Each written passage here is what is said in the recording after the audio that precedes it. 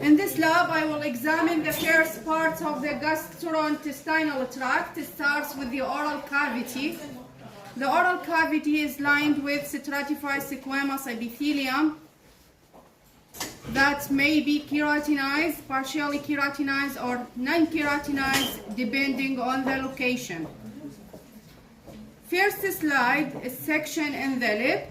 Each lip has 3 different surfaces. The internal mucous surface has mucosa with stratified squamous epithelium, non-keratinized. Beneath, lamina propria of loose connective tissue with many minor labial or salivary glands. This is the internal surface of the lip.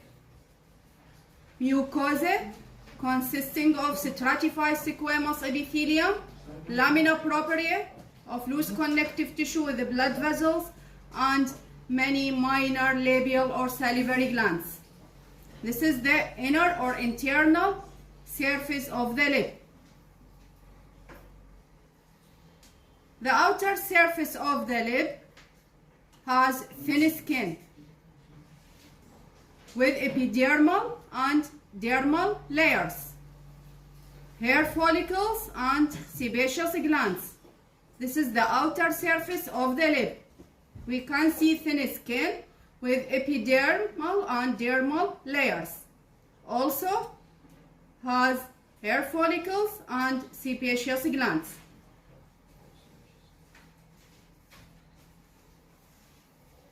The core of each lip is occupied by striated muscle. This muscle is called orbicularis oris muscle. Striated or skeletal muscle found in the core of each lip.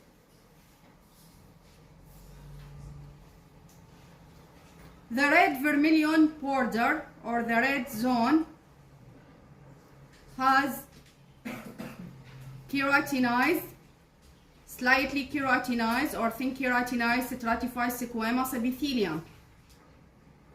The connective tissue of this region lacks sweat or salivary glands. This connective tissue is very rich in capillaries and sensory innervation, which gives the red or pink color to this region. This is vermilion border or red border.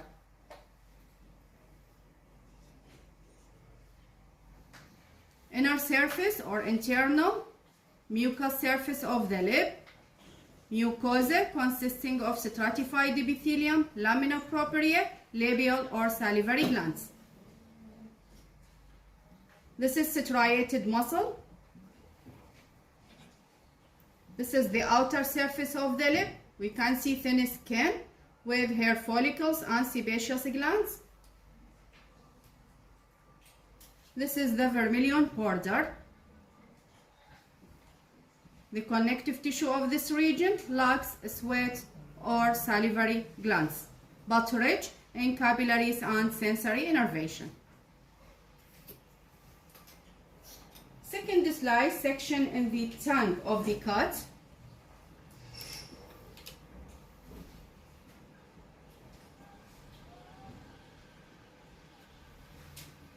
The tongue is a mass of striated muscle covered by mucosa.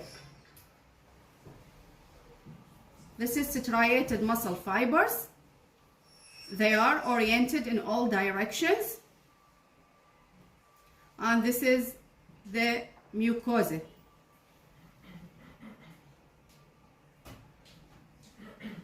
The connective tissue between the many small fascicles of smooth muscle fibers is connected with the lamina propria of a mucosa, which provides strong adherence to the muscular core. This is a mucosa. This is lamina propria. striated muscle. The lower surface of the tongue is smooth with typical mucosa, but the dorsal surface is irregular with hundreds of lingual papillae. These projections or protrusions called lingual papillae. We have 4 types of papillae. First type is the filiform papillae. At the tip of the pointer we can see filiform papillae.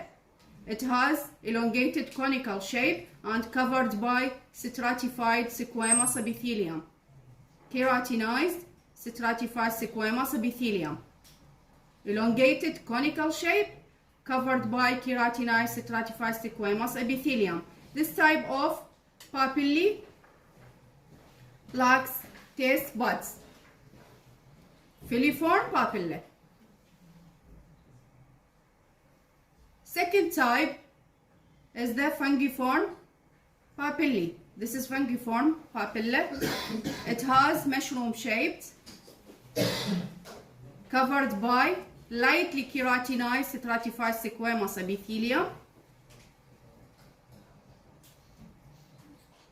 This type is much less numerous than filiform papillae. Fungiform papillae, and this is filiform papillae. Elongated conical shape. Fungiform papillae has mushroom shaped. Heavily keratinized, lightly keratinized. Third slide section in the tongue from monkey. In this slide we can see the foliate papillae. We can see parallel ridges and grooves. Parallel ridges and grooves. Foliate papillae. This type of papillae is rudimentary in a human, especially in older individuals. Stratified squamous epithelium, lamina propria with salivary glands. This is foliate papillae.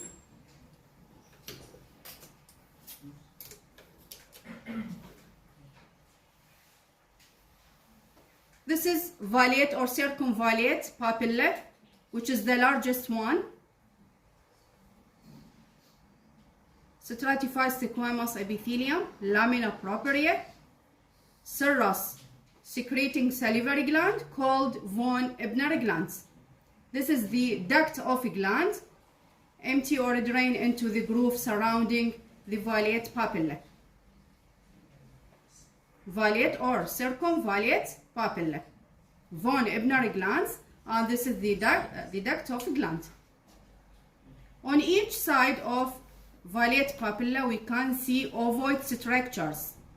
These structures are called taste buds.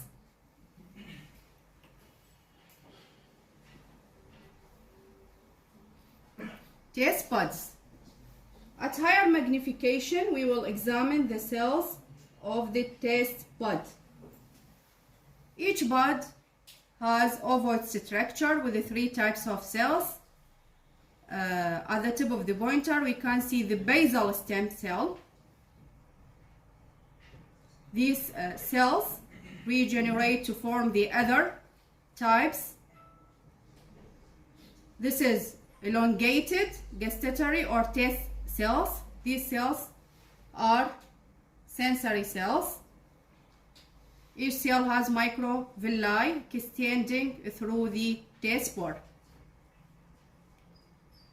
The third type is the supporting cells. Supporting cell has a slender shape with oval lightly staining nucleus. Basal stem cell, elongated taste cell or sensory cell, and supporting cell. Each taste bud or the base of each taste bud rests on the basal lamina.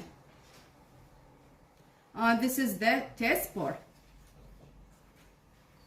Basal stem cell, elongated gustatory or taste cell, and supporting cell. All slides of this lab are stained by hematoxylin and eosin. عندكم سؤال طلاب؟ سلايد مو واضح أعيد لكم إياه.